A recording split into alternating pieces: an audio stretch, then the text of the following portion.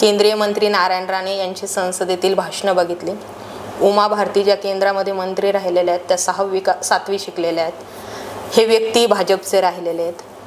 तिथे शिक्षणाचा प्रश्न आडवा आला नाही. मग नगर दक्षिण मध्ये का? मी तर लोकांना माझं मत मांडलं बाबा. ओके. दुसऱ्या बाकीच्या जिल्ह्यामध्ये काय चालतं याच्याशी मला काय इंटरेस्ट आहे. मी माझ्या जनतेपुढं माझं मत मांडलं. माझ्या जनतेने एक सुशिक्षित खासदार निवडून दिला म्हणून मी विकास करून दाखवला.